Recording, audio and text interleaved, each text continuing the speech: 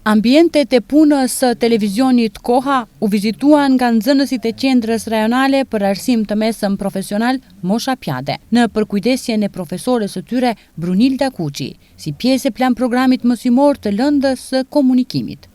Nxënësit nga afër u njoftuan me punët që zhvillohen në televizion, me studiot televizive, montazhin, emetimin dhe redaksin e lajmeve.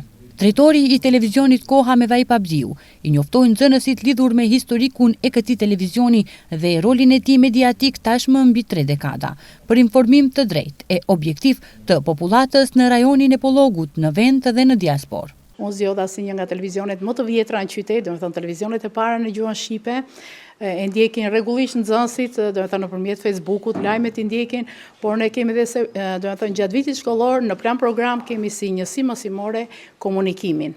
Kështu që gjatë kohës ne flasim për intervistat, por nxënësit duheshin direkt ta shohin, domethënë ato që e mësojnë në teori duhet edhe në praktik ta shohin më nga afër.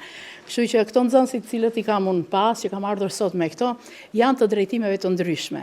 Pra shkolla jonë, vese i ka ngrirë si shkolla bujqësore, sepse ne jemi bërë një qendër rajonale, që do të thonë me të gjitha kushtet, vinë nga drejtime të ndryshme, kemi komunikacionin, kemi do të thonë për automjetet ndryshme, kemi elektron, kemi me robotik, mekatronik, pylltari, pra këto nxënës jo vetëm që marrin një diplom tek ne, por faktikisht të profesionalizojnë në degën në drejtimet që i kanë zgjedhur.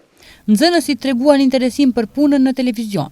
Thonë se ndjekin programet dhe lajmet në televizionin Koha, përmes platformave sociale dhe nuk përjashtojnë mundësinë që të zgjedhin gazetarinë si profesion të ardhshëm.